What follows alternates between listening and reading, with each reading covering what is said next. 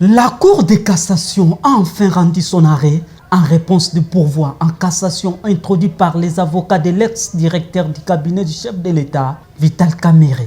Cette cour a cassé avec renvoi l'arrêt de la Cour d'appel de Kinshasa-Gombe condamnant à 13 ans de servitude pénale et travaux forcés le président de l'Union pour la nation congolaise. Pour le conseil de Vital Kamerhe, cet arrêt de la Cour de cassation n'est que le reflet de l'état de droit prôné par le président de la République, Félix Antoine Tshisekedi.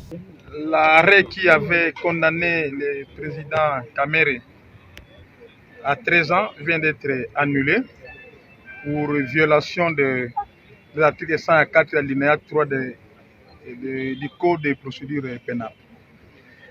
Et vous savez, le juge de cassation, c'est un juge de forme.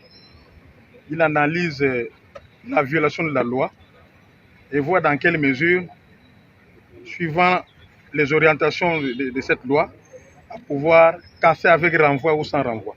En fait, c'est ça l'état des droits. On l'a prôné. C'est d'ailleurs même les motifs de notre pourvoi en cassation par diverses cours de cassation.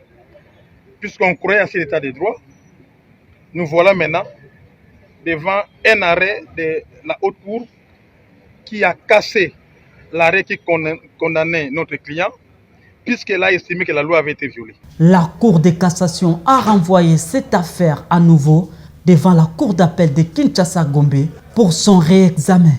Ici, on a cassé avec renvoi et le premier président qui a prononcé cet arrêt avec les autres membres de la composition ont tenu à ce que, en toute diligence, que l'affaire soit renvoyée, signifiée au parti et fixée par décret la Cour d'appel de Kinshasa-Gombe.